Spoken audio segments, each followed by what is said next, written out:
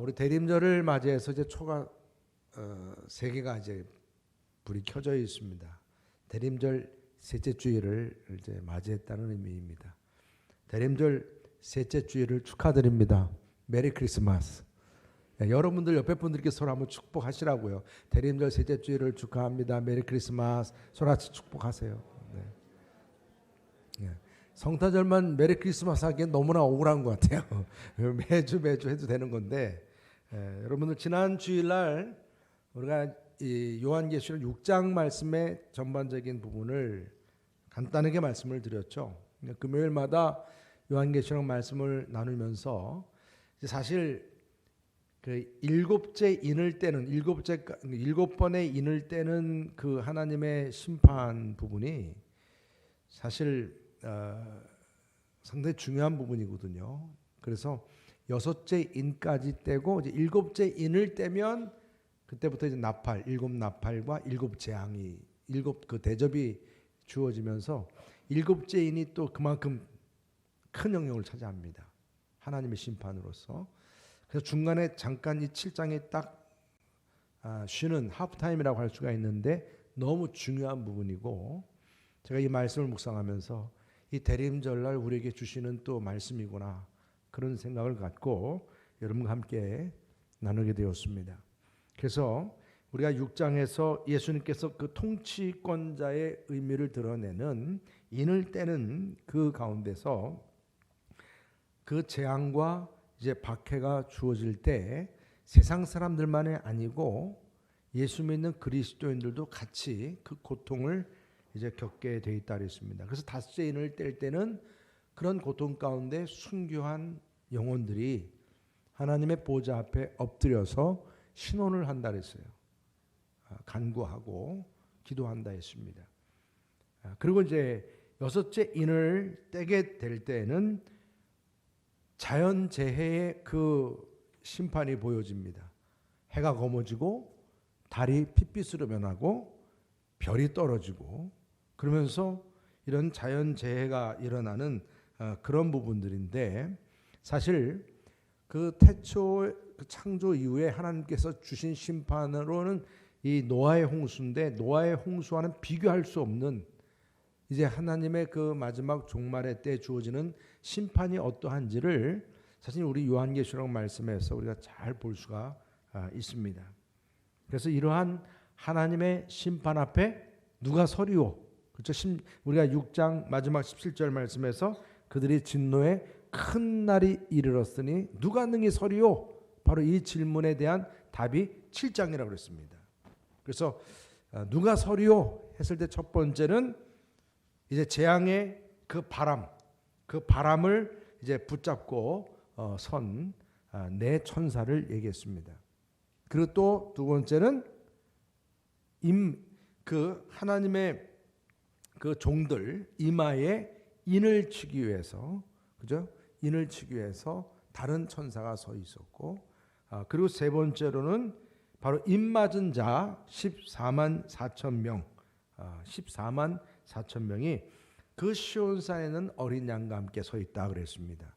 그래서 14만 4천은 이 수적인 개념이 아니고 우리가 영적으로 이스라엘의 12지파 또 신약의 12제자를 곱한 수와 그 다음에 충만한 수 그렇죠? 이스라엘 백성들에겐 상당히 좋아하는 숫자들이 있다고 그랬어요. 그 중에 이 천이라고 하는 숫자도 상당히 아주 좋아하는 숫자거든요.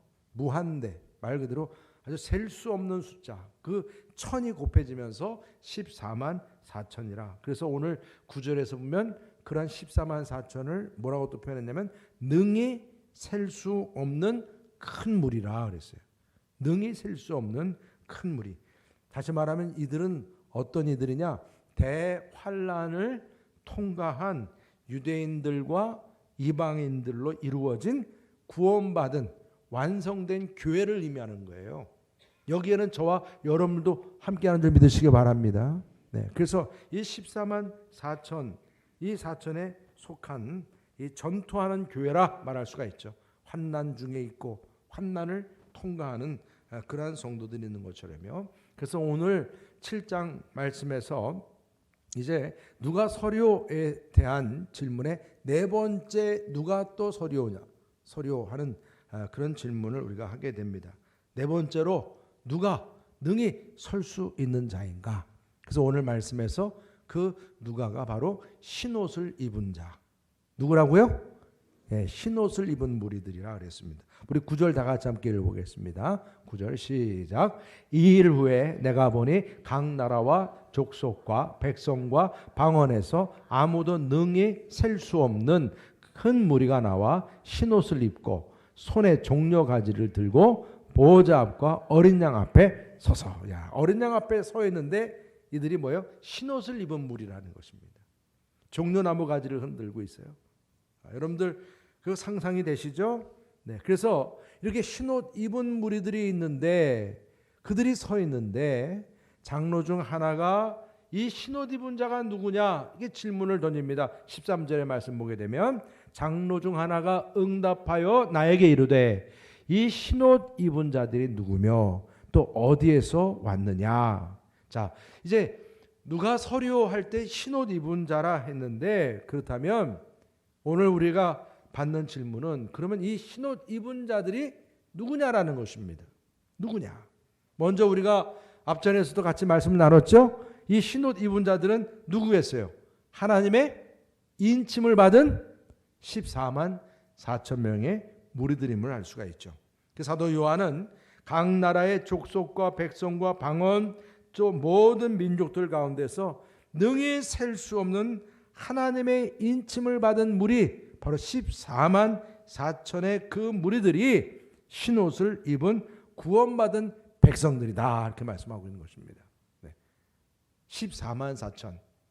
그리고 두 번째로는 바로 그리스도의 그 어린 양의 보혈로 죄 사함을 받은 무리들이다 그랬어요. 오늘 말씀에서 이 흰옷 입은 그런 무리들은 바로 예수 그 어린 양의 보혈로 죄 사함 깨끗함을 받으니라. 그래서 그리스도의 보혈로 죄 사함을 받아서 정결하게 된 백성들이죠. 그래서 우리 그리스도인들의 이 죄 사함은 여러분들이 열심히 내가 깨끗이 물을 씻어내 가지고 내 공로로 내가 깨끗해지는 게 아니에요. 불가능합니다. 불가능합니다. 오로지 어린 양 그리스도의 피로 말미암아 우리가 속죄, 그러니까 내가 할 수 없는 것을 주님이 대신해서 값을 갚아주시는 속죄함을 통해서 내가 깨끗하게 되었다는 사실을 믿으시길 바랍니다. 그래서 요한일서 1장 7절 말씀 유명한 본문이죠. 우리 다 같이 함께 읽어보겠습니다. 시작. 그가 빛 가운데 계신 것 같이 우리도 빛 가운데 행하면 우리가 서로 사귐이 있고 그 아들 예수의 피가 우리를 모든 죄에서 깨끗하게 하신다 그랬어요. 자, 대충 죄에서예요? 조금만이에요? 아니에요. 모든 죄입니다. 모든 죄예요. 잘 여러분들 생각하셔야 됩니다. 모든 죄에서, 조금의 죄가 아니고 모든 죄에서 우리를 깨끗게 하신다. 자, 여러분들 예수님께서 나의 모든 죄를 깨끗게 하였음을 믿으십니까? 그렇다면 여러분들 모든 죄를 주님이 나를 깨끗게 해주셨다는 사실도 믿으십니까? 그런데 어떤 분들이 그런 질문을 하면 내가 진짜 깨끗해졌나? 뒷머리 긁고. 그러시면 안 된다는 얘기예요. 그죠? 다시 한번 우리 히브리서 9장 14절 다 같이 한번 읽어볼까요? 시작. 하물며 영원하신 성령으로 말미암아 흠없는 자기를 하나님께 드린 그리스도의 피가 어찌 너희 양심을 죽은 행실에서 깨끗하게 하고 살아계신 하나님을 섬기게 하지 못하겠느냐. 아멘. 우리가 하나님 섬기는데 아유 너무 부족해. 내가 죄를 많이 져서요. 아유 나는 흠이 많아서 그게 아니라는 거예요. 오늘 우리에게 있어서 여러분들 재물을 선택할 때 어떤 짐승이 우리의 모든 죄를 대속할 만큼 깨끗한 짐승일까? 다 고르고 골라서 양과 염소 또 송아지 아니면 비둘기 이런 참 순하고 착한 그런 짐승들을 택한 것을 볼 수가 있죠. 그런데 양도 흠이 있어요, 없어요? 흠이 있으니까 그 제사장들이 제물들을 이렇게 점검하다가 퇴짜도 놓고 그러는 거 아니겠어요? 흠이 있는 거예요. 그러나 오늘 여기 지금 말씀에서 자기를 하나님께 드리는데 흠없는 자기라 그랬어요. 누굴 말하는 거예요? 오로지 예수님이죠. 예수님께서 흠이 없으시고 그분이 이처럼 그 피를 흘리심으로 그 피가 우리를 깨끗게 하시는데 너의 양심을 죽은 행실에서 깨끗하게 하고 양심도 깨끗하게 할 정도로 능력이 있는 피라는 얘기입니다. 그래서 살아계신 하나님을 섬기는데 부족함이 없도록 그렇게 우리를 깨끗게 하신다. 여러분, 자꾸 여러분들에게 또 이렇게 묻습니다. 누군가가 당신은 깨끗하세요? 구원 받았어요? 그러면 그런가 만가 이러시면 우리 여러분 교회는 아니에요. 그러시면 안 됩니다. 여러분, 그런 질문을 받으면 예수님의 피로 어떻게 해요? 깨끗이 되었습니다. 아멘. 이 믿음이 얼마나 중요한지 몰라요. 그리고 짐승이 여러 번 죽을 필요가 없어요. 이제 단번에 예수님의 희생은 완전하게 그분은 우리의 모든 죄를 깨끗게 하실 만큼 능력자이심을 믿으시기 바랍니다. 그래서 영원한 속죄함이에요. 뭐 단회적인 속죄함이 아니고 영원한 속죄함이라, 그래서 영생을 얻게 되었다 그렇게 말하는 거예요. 그래서 예수님 때문에. 그러니까 바로 이 구원받은 14만 4천 명이 셀 수 없는 큰 물이라 그랬는데 그리스도의 이런 대속의 죽음과 피를 통해서 깨끗함을 입었다. 저와 여러분들도 바로 그러한 깨끗함을 입은 자 중에 한 사람인 줄 믿으시기를 주님의 이름으로 축복합니다. 할렐루야죠? 얼마나 감사합니까? 그리고 세 번째로는요, 우리가 이처럼 14만 4천에 속하고 예수님의 피로 깨끗함을 받은 흰옷 입은 자일 뿐만 아니라 큰 환난에서 승리자로 나온 무리됨을 믿으시기 바랍니다. 승리자. 우리 14절 다 같이 함께 읽어보겠습니다. 시작. 내가 말하기를 내 주여 당신이 아시나이다 하니 그가 나에게 이르되 이는 큰 환난에서 나오는 자들인데 어린 양의 피에 그 옷을 씻어 시게 하였다 했는데 큰 환난에서 나왔다는 말입니다. 그러니까 여러분 1절부터 8절까지 말씀에서는 이제 앞으로 더 대환난이에요. 이제 나팔이 불려지고 대접이 부어지는 큰 대환난 가운데서 이제 입맞은 성도들을 이제 8절까지 얘기를 하는데 그들이 이런 환난 속에서 물론 있어요. 그러나 아직 이런 환난에서 나오진 않았다는 거죠. 9절 위에 말씀에서 보니까 이제 9절에서 비로소 큰 환난에서 나온 자, 그 큰 환난을 통과한 성도들이다. 그 말씀을 주는 거예요. 그래서 환난 중에서 여전히 지금 막 전투하고 있는 교회를 우리가 1절에서 8절까지 본다 그러면 환난에서 나왔다는 얘기는 이제 9절부터는 뭐예요? 이제 이 환난에서 배반도 않고 베드로처럼 이 환난에서 도망가지도 않고 승리한 거예요. 이런 승리한 그런 교회로서 오늘 흰옷 입은 성도들이 뭐를 흔들어요?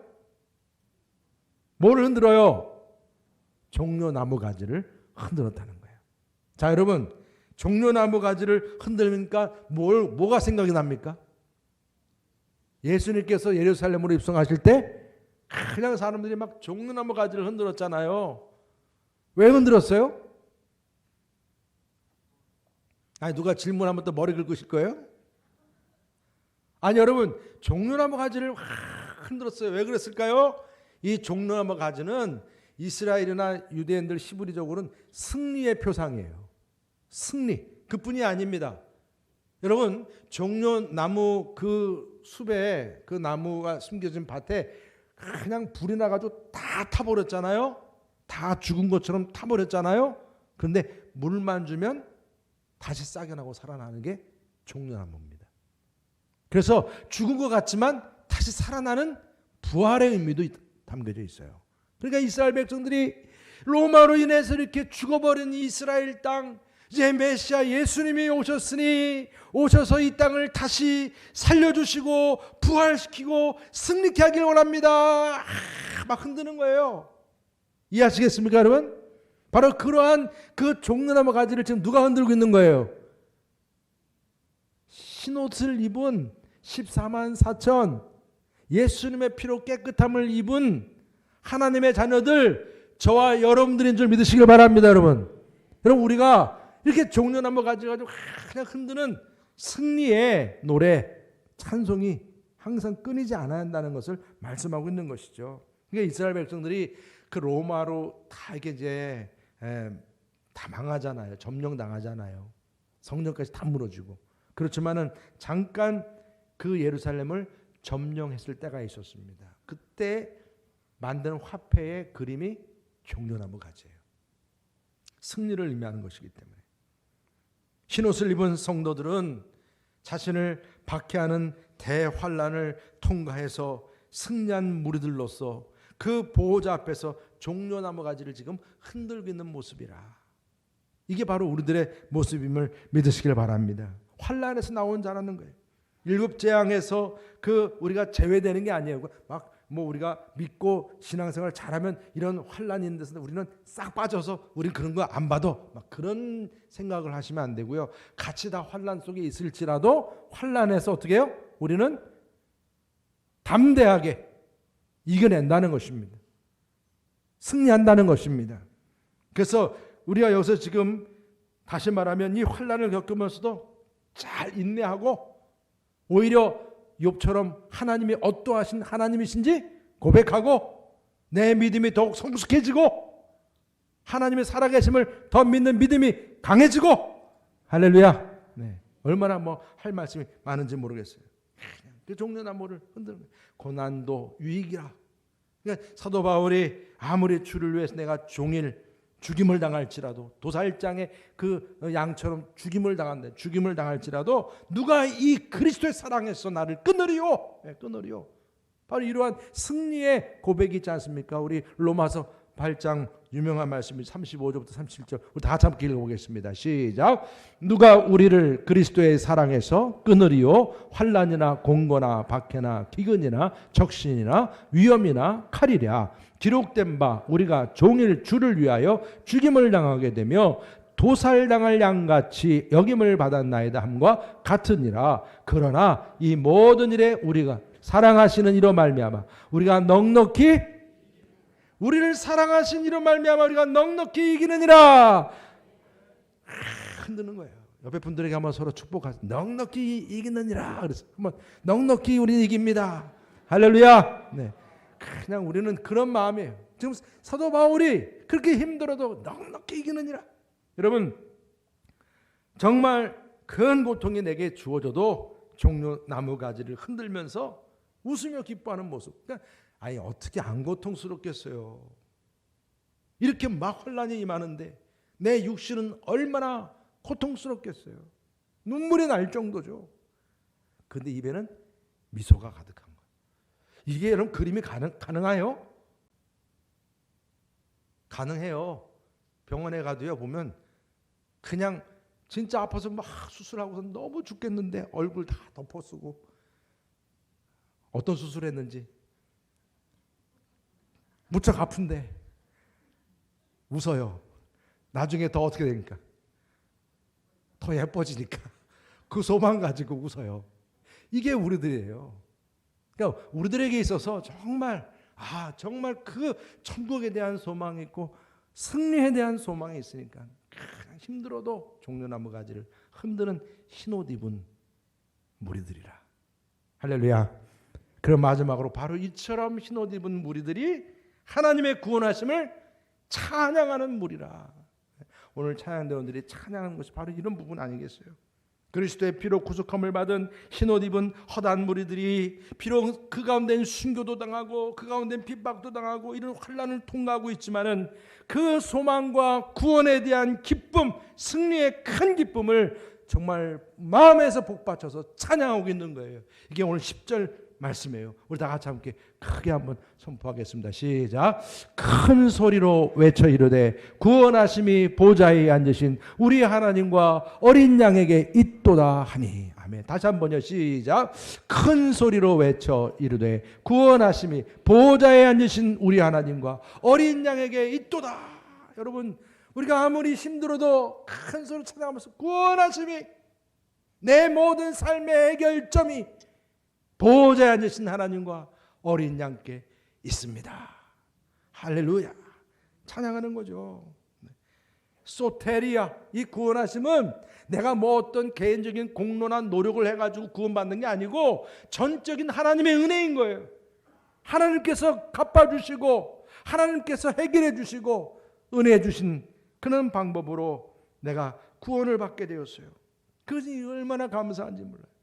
정말 불가능한 상황에서. 그래서 이것을 우리 요한계시록 19장에서 이렇게 찬양합니다. 이 일 후에 내가 들으니 하늘에 허다한 무리의 큰 음성 같은 것이 있어 이르되 할렐루야, 구원과 영광과 능력이 우리 하나님께 있도다. 할렐루야. 네. 찬양하는 거예요. 허다한 무리들이 지금 그리스도 안에서 그 성취하신 그 놀라운 구원하심이 성부 하나님, 성자 어린 양 그분께 있다는 것을 찬양하는 거예요. 근데 여러분, 이 무리들만 찬양이 아니에요. 오늘 말씀 보니까 더 나아가서 천상의 존재들까지, 내 천사, 또 24장로, 내 생물이 같이 연합해서 합창을 하고 있는 모습을 우리가 보게 돼요. 우리 11절 다 같이 함께 읽어보겠습니다. 시작. 모든 천사가 보좌와 장로들과 내 생물의 주위에 서 있다가 보좌 앞에 엎드려 얼굴을 대고 하나님께 경배. 오늘 제가 이 말씀을 묵상하면서 저는 우리 주일 예배 성도님들이 예배를 드리며 찬양하면서 예배 시작했잖아요. 그 찬양하면서 여러분들이 예배 드리는 여러분들 14만 4천의 여러분들의 모습 속에 그냥 여러분들만 계신 게 아니고 어떻게 해요? 마치 강강술로 하듯이 천상의 존재들이, 천사들이 여러분들 여기 지금 주위에라는 이 표현이 모든 천사가 보좌와 장로들과 내 생물의 주위에 서 있다가 이게 뺑 둘러서 있다는 거예요. 그러니까 지금 여러분들 오늘 예배드리는 여러분들 모습만 있는 게 아니고 이 주변에 지금 누가 함께 하는 거예요? 천상의 존재들이 함께 쫙 둘러서서 여러분들과 함께 지금 찬양하는 거예요. 보좌와 장들과 내 생물들의 주위에 서 있다가 보좌 앞에 엎드려 얼굴을 대고 하나님께 경배했다. 예. 여러분, 정말 천상의 존재들이 여러분들의 예배 함께 하심을 믿으시기를 주님의 이름으로 축복합니다. 그 모습이 영적으로 우리가 보여줘야 돼요. 얼마나 참 아주 엄청난 모습이에요. 그러니까 우리가 찬양할 때 예배 드릴 때마다 그냥 우리끼리만 누가 왔나 두리번거릴 필요 없고 그냥 천군 천사가 나와 함께 하심을 바라볼 수 있기를 축복합니다. 그리고 승리한 큰 무리들과 함께 이 천상의 이 존재들이 하나님의 구원하심을 감사하고 찬양하는데 전적으로 동의하고 정말 그렇게 되길 원합니다. 정말 그렇습니다 라고 하는 의미에서 아멘 아멘 하는 소리가 들리고 있어요. 우리 12절 다 같이 함께 읽어보겠습니다. 시작. 이르되 아멘, 찬송과 영광과 지혜와 감사와 존귀와 권능과 힘이 우리 하나님께 세세토록 있을지어다 아멘 하더라. 그래서 아멘. 여러분, 지금 이 한 절구 안에 아멘이 몇 번 들어갔어요? 그냥 읽으셨어요? 아멘. 처음에 시작할 때 아멘, 찬송과 영광과 지혜와 감사와 존귀와 권능과 힘이 우리 하나님께 세세토록 있을지어다 아멘 하더라. 이렇게 두 번씩이나 걸쳐서 아멘 아멘 하는 것은 그만큼 나를 구원하신 하나님의 영광, 그 존귀함, 그 능력, 힘이 정말 그렇습니다. 아멘 아멘 내고서 예수님께서 말씀하실 때 진실로 그래. 정말로 그렇습니다. 아멘 아멘. 정말 하나님의 영광만이 정말 그렇습니다. 그래서 5장 12절 이후에 이렇게 말씀합니다. 큰 음성으로 이르되 죽임을 당하신 어린 양은 능력과 부와 지혜와 힘과 존귀와 영광과 찬송을 받으시기 합당하도다 하더라. 내가 또 들으니 하늘 위에와 땅 위에와 땅 아래와 바다 위에와 또 그 가운데 모든 피조물이 이르되 보좌에 앉으신 이와 어린 양에게 찬송과 존귀와 영광과 권능을 세세토록 돌릴지어다 하니 다 같이 읽겠습니다. 시작. 내 생물이 이르되 아멘 하고 장로들은 엎드려 경배하다. 여기 내 생물과 장로들은 천상적인 존재를 의미하는 거예요. 그러니까 우리가 드리는 예배에 아멘 할 때 천상적인 존재도 같이 함께 아멘 하고 엎드려 경배하더라. 여러분, 정말 우리가 드리는 예배의 이 진실성을 천상의 존재 천사들도 함께 한다는 사실을 깨닫게 되는 거예요. 이것은 사도 바울도 아주 종종 이 아멘을 많이 선포했어요. 그래서 고린도후서 1장 20절 이렇게 말씀해요. 하나님의 약속은 얼마든지 그리스도 안에서 예가 되나니 그런즉 그로 말미암아 우리가 아멘하여 뭐하며 아멘하여 하나님께 영광을 돌리게 되느니라. 하나님의 약속에 대해서 우리는 예, 아멘 하면서 하나님께 영광을 올려드린다. 영광을 올려드린다. 그래서 라오디가 교회를 두고 예수님께서 말씀하실 때 자신을 두고 아멘이라 자신을 두고. 우리 계시록 3장 14절 다 함께 읽어보겠습니다. 시작. 라오디게아 교회 사자에게 편지하라. 아멘이시여 충성되고 참된 증인이시오 하나님의 창조의 근본이신 이가 이르시되 아멘. 여러분 아멘 아멘 여러분 기뻐하시기를 바랍니다. 여러분 아멘 하시기를 주저하지 마시기를 바랍니다. 그냥 아멘. 내 마음속에서도요. 그냥 뭐 누가 안 들어도 그냥 하나님 들으시면 괜찮으니까 길 가다가도 아멘. 어떤 일이 탁 내 마음속에 고백이 되지만 아멘 아멘. 그 찬양해. 내게 어떤 핍박이 주어지고 문제가 생길 때 나는 이기는 자요. 14만 4천 이기는 자요. 이런 믿음을 가지고 하나님 나의 구원자 되시는 그분께 아멘 아멘 찬양하시고 기뻐하시고 승리하는 자로 여러분 하나님께 영광 올려드시기를 주님의 이름으로 축복합니다. 할렐루야. 흰옷 입은 자라. 그래도 여러분 다음 주부터 흰옷만 입고 다니지 마시고요. 그게 영적인 의미니까 정말 얼마나 귀합니까. 그래서 우리는 이 대림절기를 보내면서 무엇보다 구원받은 헤아릴 수 없는 그 무리 중에 한 사람이지 않습니까? 그래서 이 구원자 예수님의 탄생을 우리가 기다림이 마땅한 일이고 보호자에 앉으신 그 어린 양 그분을 찬양하고 영광 돌리는 그런 자임이 너무나 당연하다는 것입니다. 특별히 저는 여러분들에게 오늘 정말 부러울 만한 저도 말씀을 보면서 항상 부러운 분 중에 한 분인데 그런 분을 소개하길 원합니다. 사진을 벌써 내주셨네. 답을 먼저 얘기를 해버렸어. 이게 뭐냐면 아기 예수를 아는 시므온. 시므온. 그래서 정말 아기 예수의 탄생을 직접 목격을 한 이 시므온입니다. 여러분 아시죠? 시므온 얘기. 내가 메시아 볼 때까지 절대 죽지 않겠다고 막 뭐 사람이 어떻게 죽음을 자기가 자각할 수 있겠어요. 그러나 그 정도로 그 예수님을 사모했던. 그래서 누가 복음에서 누가는 그를 의롭고 경건하고 위로를 기다리는 자라 그랬어요. 정말 그 메시아의 위로를 기다리는 자.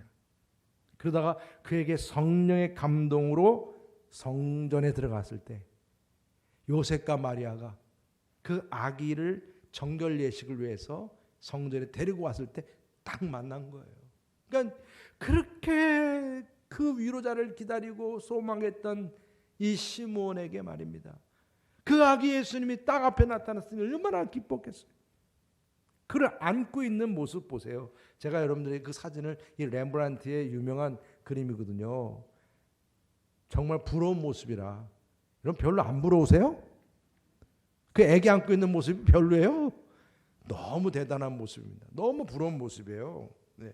그래서 그가 그것을 끝나지 않았어요. 너무 기뻐가지고 찬양하면서 이제 노래를 부른 게 누가복음 2장 28절에서 32절. 우리 다 함께 한번 읽겠습니다. 시작. 시므온이 아기를 안고 하나님을 찬송하여 이르되 주제여 이제는 말씀하신 대로 종을 평안히 놓아 주시는도다. 내 눈이 주의 구원을 보았사오니 이는 만민 앞에 예비하신 것이요 이방을 비추는 빛이요 주의 백성 이스라엘의 영광이다 하니 아멘. 여러분 지금 바로 이 노래가 14만 4천 그 흰옷 입은 자들의 노래와 같은 맥락이죠. 더욱이 이 시므온은 지금 내가 죽지 않겠다 주님 모실 때까지는 그러한 마음으로 그가 이제 있다가 딱 주님을 만나는 순간 그가 뭐라고 고백을 합니까? 이제는 말씀하신 대로 종을 평안히 놓아 주시옵소서. 이제는 한이 없어요. 여한이 없어요. 이제는 죽어도 좋습니다. 그러면서 그 주의 구원을 찬양하고 있는 이 시므온의 이 노래는 여러분 어떤 오케스트라의 그 합창과 찬양과 비교할 수 있겠어요? 비교할 수 없어요. 정말 너무나 부러운 그러한 찬양의 노래가 아닐 수가 없습니다. 그래서 스폴전 목사님은 이러한 이 시몬의 노래를 두고 백조가 부르는 노래라. 백조가. 여러분 그 에스벨트의 그 백조의 노래 여러분들 많이 아시잖아요. 그렇죠? 그래서 이 백조에 대한 이야기가 뭐냐면 평생 백조는 울지 않다가 죽기 직전에 단 한 번 가장 아름다운 소리를 내고 죽는다. 가장 아름다운 소리를 내고 죽는다. 바로 시몬이 바로 그 가장 아름다운 노래를 부른 거예요. 나를 구원하신 주님을 찬양합니다. 내가 그분을 지금 보았습니다. 더 이상 여한이 없습니다. 여러분 주님의 탄생을 기다리시면서 여러분들 역시 시므온처럼 이 땅에 우리의 삶의 위로자, 여러분들 그 위로자를 기다리고 계시지 않으십니까? 구원을 받은 여러분들도 아기 예수를 안고 구원을 노래한 시므온처럼 여러분들의 입술에서 내 평생 가장 아름다운 구원의 노래가 보호자에 계신 하나님께 올려지기를 원치 않으십니까? 악이 들끓고 사단이 통치하는 세상 속에서 손에는 말입니다, 승리와 부활을 상징하는 종려나무 가지를 흔들면서 찬양하는 구원의 노래가 말입니다, 여러분들의 입술에서 정말 백조의 노래처럼 말입니다, 큰 소리로 외쳐지기를 축복합니다. 죄와 타협하지 않고 환난 중에서도 예수님을 배반하지 않고 끝까지 인내하면서 승리했다라고 하는 그 승리의 노래를 부를 수 있는 저와 여러분들이 되시기를 축복합니다. 세상이 아무리 더러울지라도 승리자 예수 그리스도 그분을 통해서 우리의 양심을 더럽히지 아니하고 정말 하나님 보좌 앞에 담대히 나아갈 수 있는 자, 어떻게 보면 다른 사람이 나에게 악으로 막 대할지라도 여러분들은 이제 그 악을 악으로 갚는 게 아니라 선으로 갚을 수 있는 승리자의 모습, 그러한 찬양이 저 여러분들에게서 터져나올 수 있기를 축복합니다. 흰옷 입은 자의 노래, 정말 예수님의 희생에 힘입어서 우리는 그냥 내가 예수님을 믿고 그래서 내가 흰옷 입고 내가 이렇게 잘 먹고 잘 살고 있어, 그것으로만 만족하는 게 아니라, 제가 오늘 말씀 보면서 그런 마음이 생기더라고요. 아 그래, 우리가 흰옷을 입었으니까 이제 흰옷 입고 나는 이제 매일같이 그냥 잘 먹고 잘 살면 되겠네, 그게 아니라는 거예요. 예수님께서 나에게 흰옷을 입히기 위해서 어떻게 하셨는데, 그분이 십자가를 대신 치시는 그러한 그 십자가를 지는 그런 대가를 치르셨는데, 그분이 얼만큼 희생과 헌신을 이루셨는데, 그렇다면 우리도 이러한 흰옷을 입은 자로서 주님의 그 피 흘리신 그 희생과 헌신을 따르는 충성된 삶과 증인의 삶도 살아가야 될 줄 믿습니다. 우리가 흰옷을 입었다는 것은 그냥 믿음만이 아니라 바로 예수 그리스도의 고난에 함께 동참하면서 그분께서 보여주신 희생과 헌신을 감수하고 다른 영혼들을 구원하기 위한 섬김과 베품과, 그래서 그들을 정결케 하고자 하는 그런 사명을 위해서 우리가 또한 결단할 수 있는 저와 여러분들이 되기를 주님의 이름으로 축복합니다. 여러분들이 어떤 고통의 시간을 겪고 계십니까? 꼭 기억하세요. 흰옷 입은 자라고. 전도할 때마다, 기도할 때마다, 내가 교회에서 어떤 봉사하는 일마다 왜 나만 이런 봉사를 해야 돼? 그런 생각이 들 때마다 여러분들 주님께서 나에게 흰옷을 입혀주셨다는 것을 꼭 기억하시고 주님 앞에 내가 찬양하며 감사하면서 주어진 사명 감당할 수 있는 저와 여러분들 되시기를 주님의 이름으로 축복합니다. 할렐루야. 오늘 이 시간에 우리 보좌 앞에 모였네. 함께 우리가 말씀을 생각하면서 함께 찬양하시겠습니다.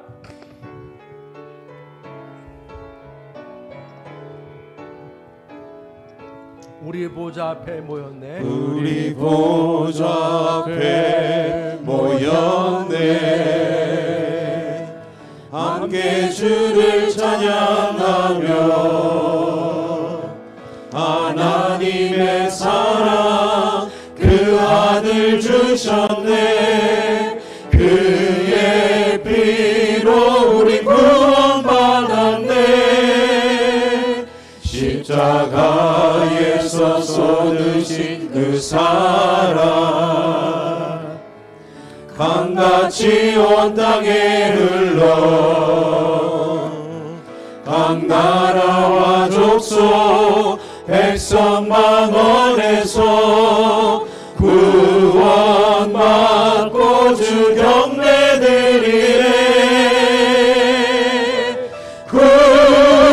구원하심이 보좌에 앉으신 우리 하나님과 어린 양께 있도다. 구원하심이 보좌에 앉으신 우리 하나님과 어린 양께 있도다. 우리 보좌 앞에 모였네. 함께 주를 찬양하며 하나님의 사랑 그 아들 주셨네. 그의 피로 우리 구원받았네. 십자가에서 쏟으신 그 사랑 강같이 온 땅에 흘러 각 나라와 족속 백성 망원에서 구원받고 주 경배드리네. 구원하심이 보좌에 앉으신 우리 하나님과 어린 양께 있도다. 구원하심이 보좌에 앉으신 우리 하나님과 어린 양께 있도다. 여러분, 우리는 어린 양의 피로 깨끗함을 입은 흰옷을 입은 자들임을 꼭 기억하시기를 축복합니다. 우리 옆에 분들에게 서로 축복하시길 바랍니다. 우리 흰옷을 입고 귀한 사명 감당합시다. 서로 축복하시기 바랍니다. 우리 흰옷을 입고 귀한 사명 감당합시다. 할렐루야. 아멘.